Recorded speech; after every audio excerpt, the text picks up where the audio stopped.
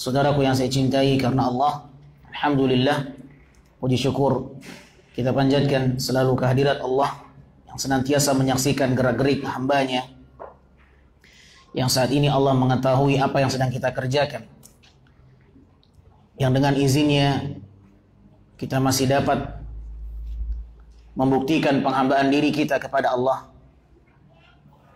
dengan terus beribadah, menjalankan ketaatan, menjalani salah satu perintahnya, mengerjakan salat maghrib secara berjamaah. Semoga Allah subhanahu wa ta'ala menerima amal kita dan menjadikannya sebagai penolong bagi kita kelak di hari akhirat. Dan semoga Allah subhanahu wa ta'ala menjadikan kita termasuk di antara hamba-hambanya yang selalu mendapatkan ridhanya, rahmatnya, dan Allah memasukkan kita ke dalam surganya. Allahumma amin ya rabbal alamin. Salawat beriringkan salam tak lupa kita sampaikan untuk hamba kekasihnya, manusia terbaik pilihannya, Nabi kita Muhammad sallallahu alaihi wasallam. Allahumma salli ala Muhammad wa ala ali Muhammad kama sallaita ala Ibrahim wa ala ali Ibrahim innaka Hamidum Majid, wa barik ala Muhammad وعلى آل محمد كما باركت على إبراهيم وعلى آل إبراهيم إنك حميد مجيد. Kaum muslimin yang dimuliakan Allah, kita lanjutkan pelajaran di dalam kitab Sifat Salat Nabi yang dikarang oleh Syekh Abu Abdurrahman jazakallahu khair Muhammad Nasiruddin Al-Albani rahimahullahu taala. Dan pembahasan kita pada malam kali ini dibawakan oleh beliau dengan judul keutamaan sujud, fadlu sujud. Pertemuan kita yang terakhir ada beberapa hadis yang kita hadirkan terkait dengan keutamaan sujud. Ini keutamaan sujud ini sangatlah mulia, di mana tidaklah seorang muslim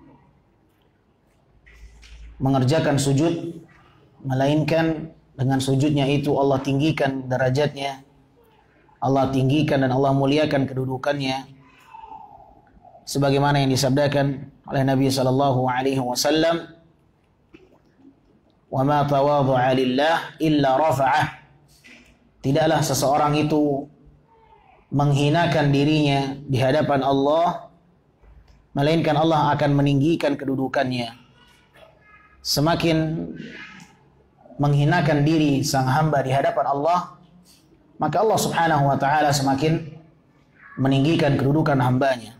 Dan sujud salah satu di antara amaliyah di mana sang hamba menghinakan dirinya di hadapan Allah, bahkan dia menghinakan anggota tubuhnya yang paling mulia, meletakkan keningnya, kepalanya di permukaan bumi, dan dengan itulah Allah subhanahu wa ta'ala memuliakan hambanya. Oleh sebab itu, sebagaimana yang telah kita singgung dalam surat Al-Qalam, bagaimana Allah mengatakan pada hari kiamat nanti manusia akan diperintahkan oleh Allah untuk sujud.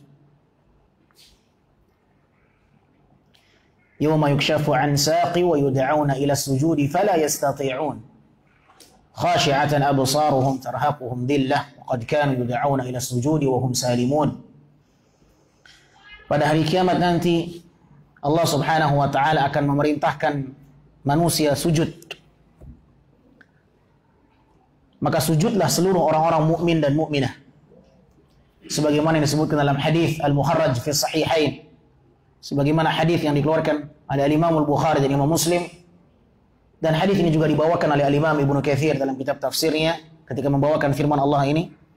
Ketika Allah Azza wa Jalla memerintahkan manusia di hari kiamat untuk sujud kepada Allah, maka akan ada manusia yang sujud dan ada manusia yang tidak bisa sujud.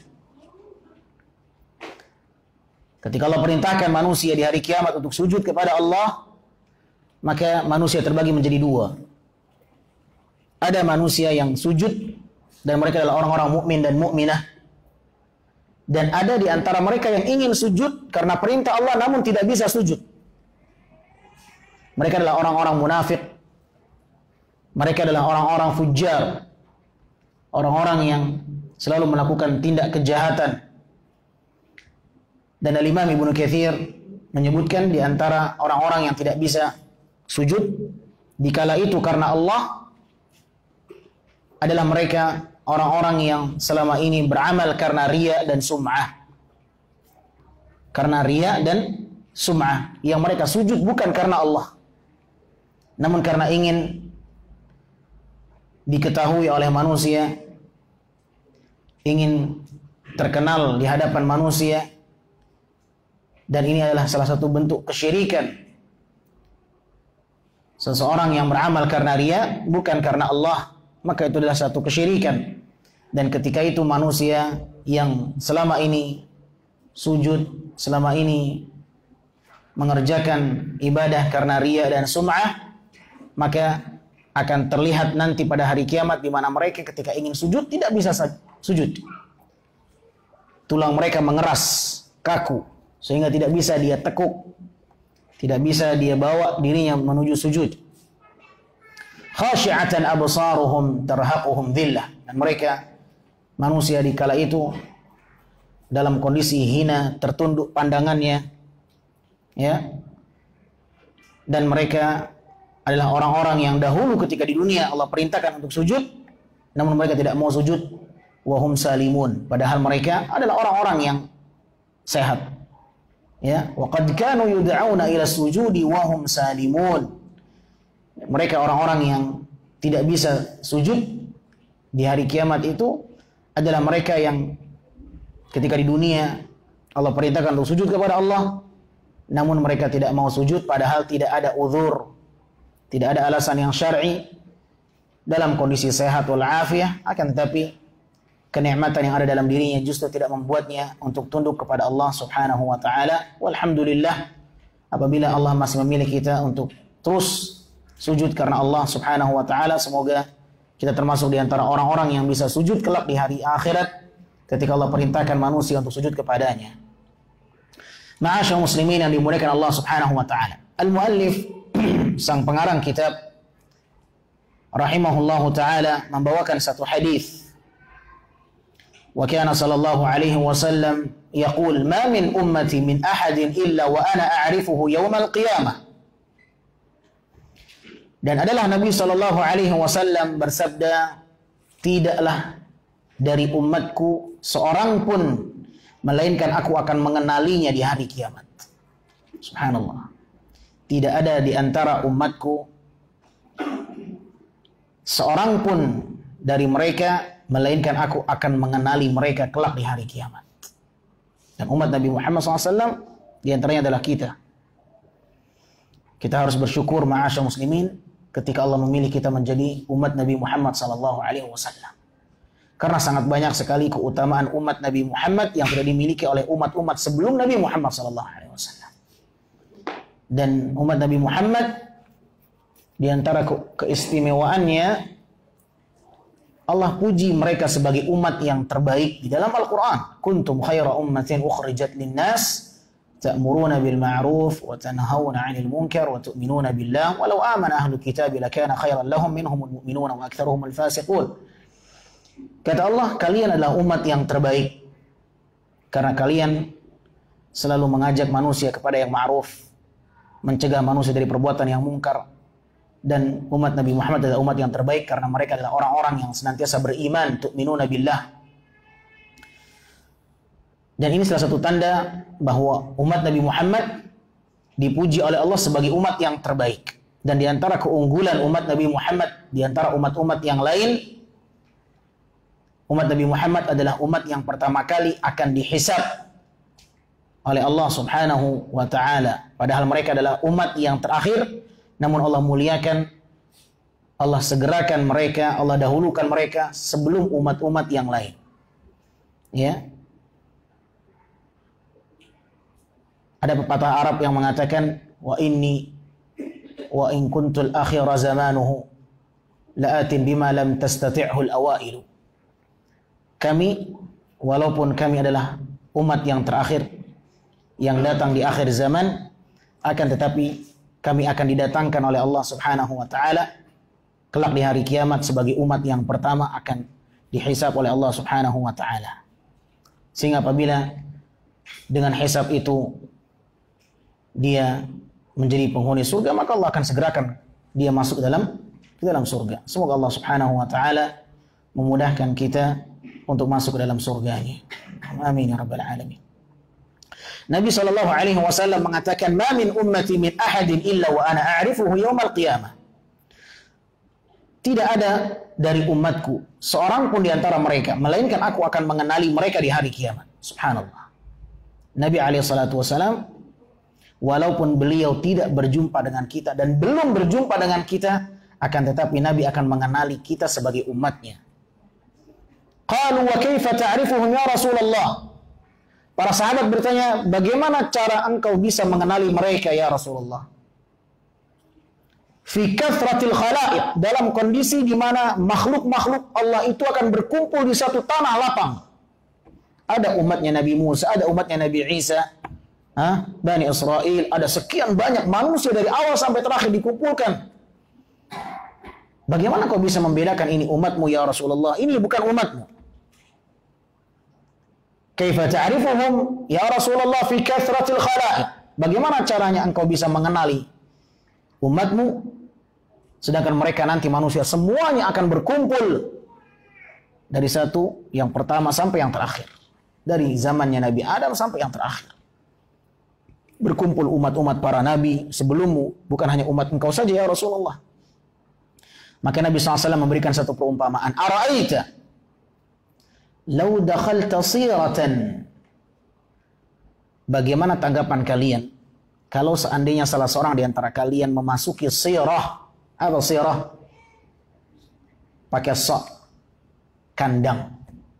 Kalau sirah Nabi, perjalanan, ya. Tapi pakai sa, sirah artinya kandang. Beda huruf, beda makna.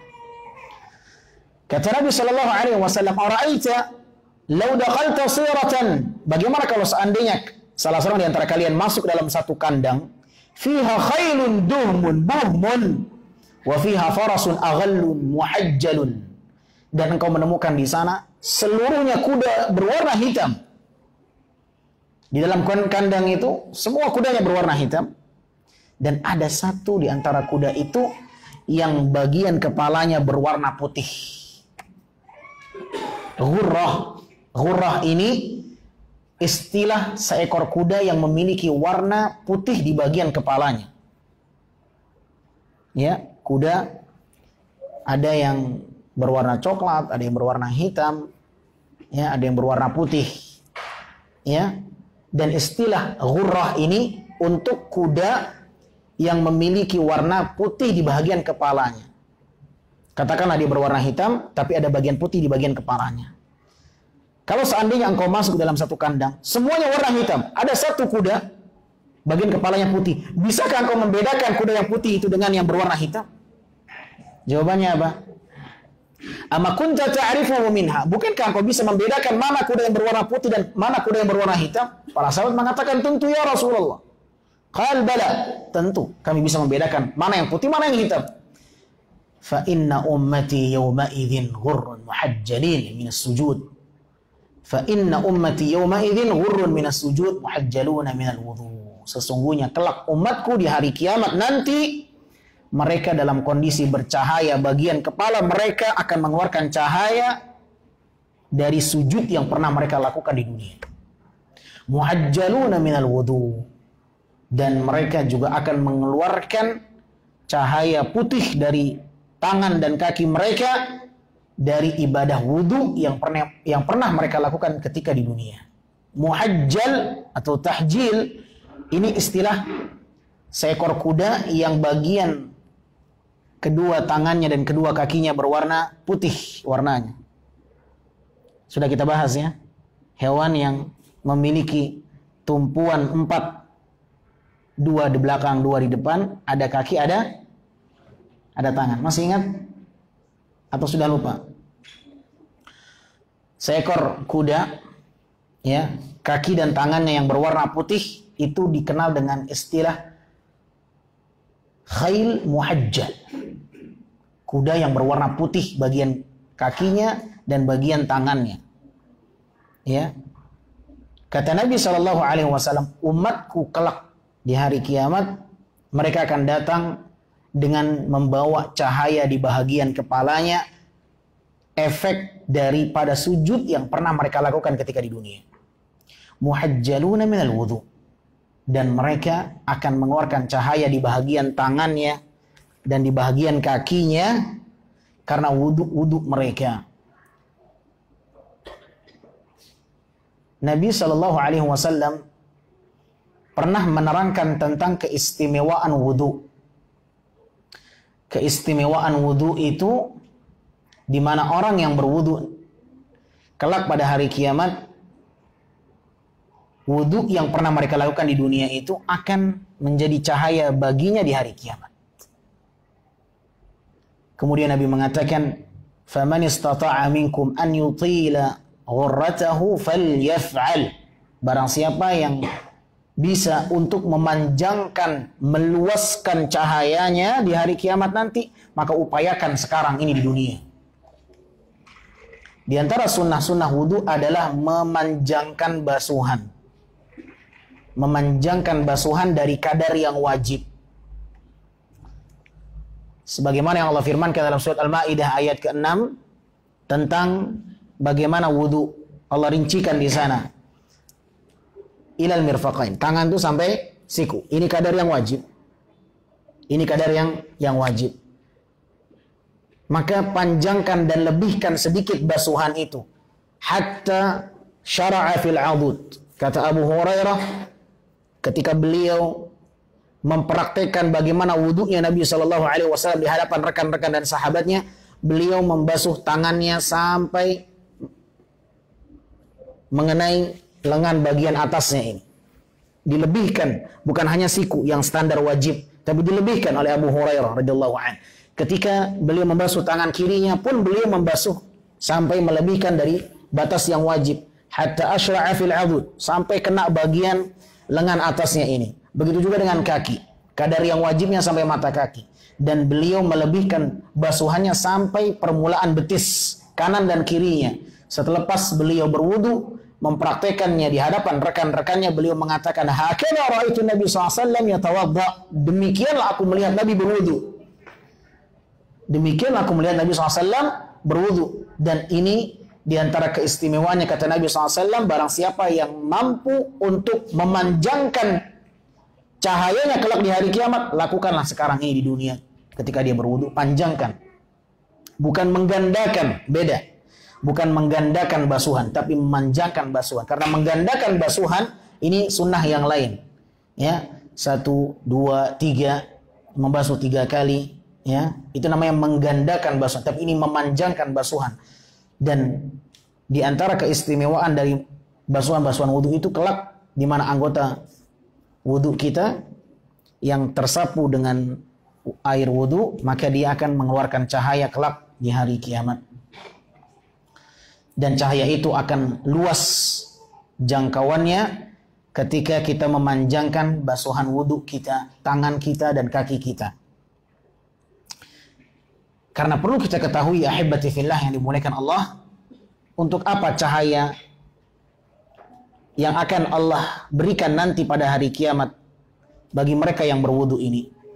Karena Nabi SAW pernah menyebutkan, ketika Nabi ditanya, "Aina nas qabla sirat ya Rasulullah?" Di mana dan bagaimana kondisi manusia sebelum mereka menyeberangi sirat? Bagaimana kondisi manusia ketika mereka sebelum menyeberangi sirat?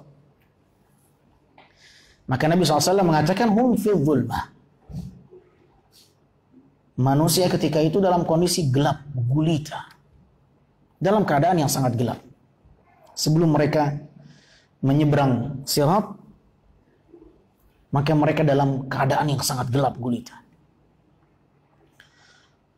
Kemudian Nabi mengatakan, dikala itulah orang-orang yang dahulu ketika di dunia mereka berwudu, maka anggota tubuh mereka, kepala mereka akan mengeluarkan cahaya.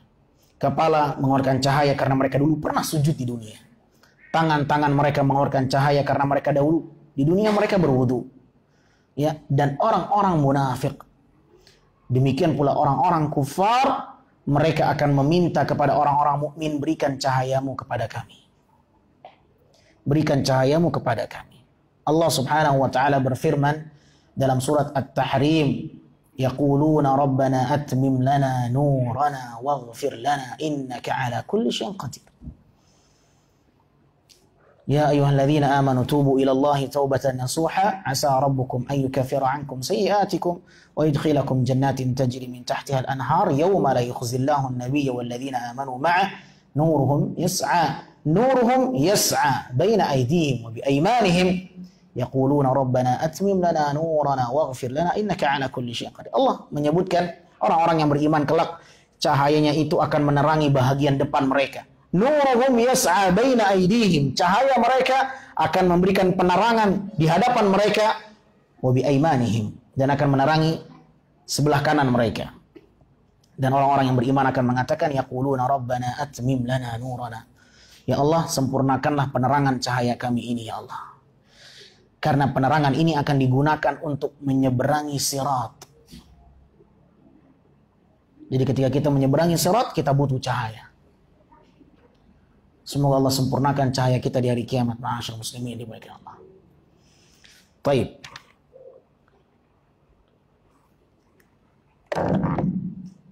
Dan orang-orang munafik, orang-orang kufar, mereka tidak memiliki cahaya dan penerangan itu.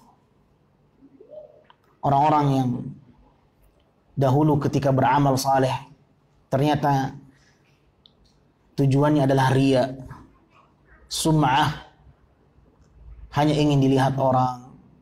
Ternyata cahaya itu akan padam. Dan mereka akan meminta kepada orang-orang yang beriman, berikan sebahagian dari cahayamu kepada kami. Dan mereka tidak mau memberikan cahaya itu. Nas'alullah as-salam wal afiyah. Maka keistimewaan sujud, di mana sujud ini akan datang dalam bentuk cahaya kelak pada hari kiamat. Ya. Dan itulah yang dikatakan oleh Nabi sallallahu alaihi wasallam di dalam hadisnya. Wa yaqul, di antara keistimewaan sujud, hadis yang selanjutnya dibawakan oleh al-muallif rahimahullah, idza arada Allahu rahmatan man arada min ahli an-nar amara Allahu al-malaikah an yakhriju man ya'budullah. Kata Nabi sallallahu alaihi wasallam di dalam hadis yang diriwayatkan oleh Imam Al-Bukhari dan Imam Muslim, apabila Allah Subhanahu wa taala mengasihi hambanya dari penghuni-penghuni neraka, idza aradallahu rahmah, apabila Allah menginginkan satu kasih sayang dari hamba-hambanya yang masuk ke dalam api neraka, maka Allah akan perintahkan malaikatnya untuk mengeluarkan hamba-hambanya dahulu yang pernah menyembah Allah tabaraka wa ta'ala. Amarallahul malaika, Allah akan perintahkan malaikatnya untuk mengeluarkan orang-orang yang sudah masuk dalam api neraka agar dikeluarkan dari neraka. Fayukhrijunahum, maka para malaikat pun mengeluarkan hamba-hamba Allah yang dahulu mereka pernah menyembah Allah ketika di dunia. Dan mereka bisa mengenal hamba-hamba Allah siapa saja di antara mereka yang berhak untuk dikeluarkan dari api neraka dengan cara mengetahui efek dan bekas sujud mereka. Ya'rifunahum bi atharis sujud. Para malaikat akan mengenali hamba-hamba Allah siapa saja mereka yang pantas untuk dikeluarkan dari api neraka. Maka malaikat mengenali ini orang memiliki ciri khas keistimewaan bekas sujudnya. Dan Nabi mengatakan wa harramallahu 'alan nar an ta'kul athara sujud. Apakah bekas sujud ini akan tetap membekas di dalam diri seseorang dan tidak akan terbakar oleh api neraka. Kata Nabi SAW, Allah mengharamkan api neraka untuk memakan bekas sujud sang hamba. Haramallahu 'alan nar. Allah mengharamkan api neraka untuk melahap dan menghabisi athar sujud, bekas sujud sang hamba ketika mereka pernah sujud di dunia. Fayakhrujuna minan nar. Dari situlah para malaikat tahu ini hamba Allah yang dahulu pernah sujud. Karena bekas sujud itu tidak akan terlahap oleh api neraka. Allah haramkan api neraka untuk melahap bekas sujud sang hamba. Dengan itulah para malaikat bisa mendeteksi dan mengetahui siapa yang pantas untuk dikeluarkan dari api neraka. Fayakhrujuna minan nar. Dengan tanda-tanda sujud itulah mereka keluar dari api neraka. Mereka dikeluarkan oleh para malaikat dari api neraka. Fakullu ibnu Adam ta'kuluhun nar illa athara sujud. Dan seluruh inci-inci Bani Adam akan dimakan oleh api neraka, akan dibakar oleh api neraka, kecuali satu, bekas sujud mereka. Hadis ini sahih diriwayatkan oleh Al-Imam Al-Bukhari dan Imam Muslim. Al-Muallif, sang pengarang kitab, mengeluarkan satu faedah dari hadis ini. Wa fihi anna usatal musallin la yakhluduna finnar. Hadis ini menunjukkan bahwa pelaku maksiat, mereka orang-orang yang mengerjakan sholat, yang mereka terjatuh kepada perbuatan maksiat, tidak kekal dalam api neraka.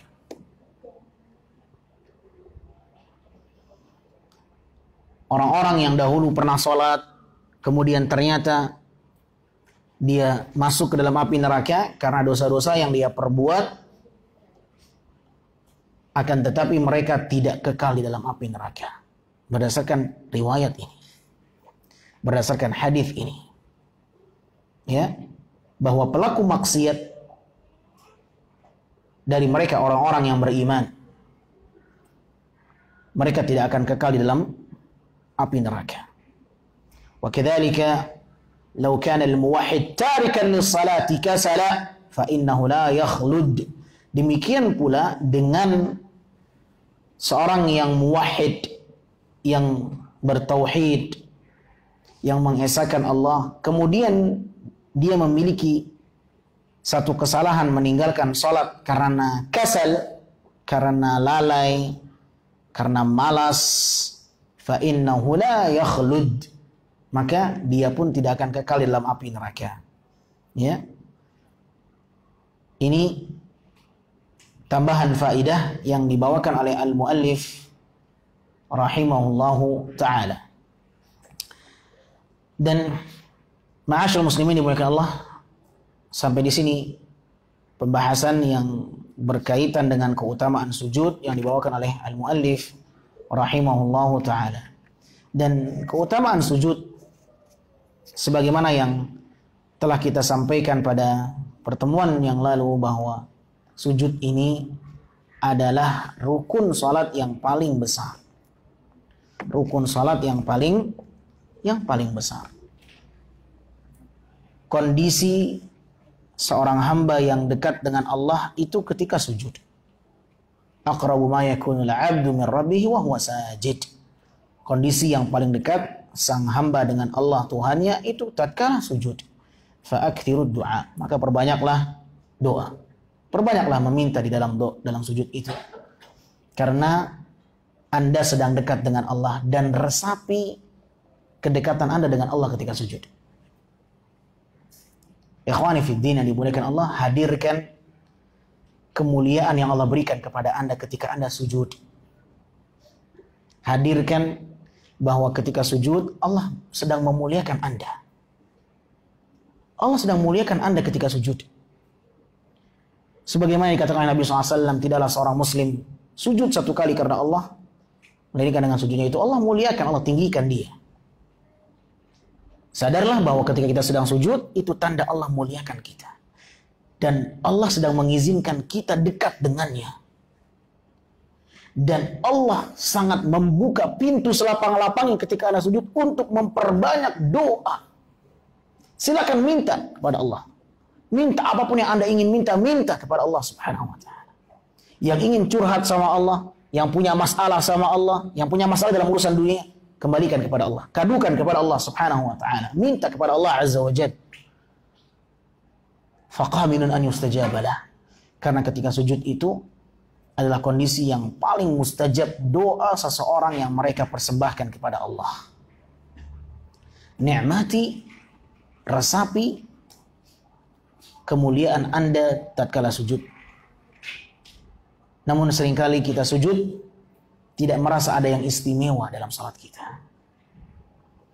Disinilah kehampaan seseorang ketika sujud. Ma'asyil muslimin.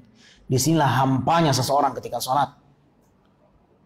Padahal sujud adalah rukun salat terbesar, di mana sang hamba dalam keadaan paling dekat dengan Allah Subhanahu wa taala. Semoga Allah Subhanahu wa taala senantiasa mendekatkan kita kepadanya baik di kehidupan dunia maupun di kehidupan akhirat, dan semoga Allah Subhanahu wa taala selalu memudahkan kita untuk senantiasa bertaqarrub, mendekatkan diri kita kepada Allah Subhanahu wa taala, dan semoga Allah Subhanahu wa taala memasukkan kita ke dalam surganya dan menyelamatkan kita dari ancaman api nerakanya. Allahumma amin ya rabbal alamin. Subhanakallahumma wa bihamdika asyhadu an la ilaha illa anta astaghfiruka wa atubu ilaik. Wassalamu alaikum warahmatullahi wabarakatuh.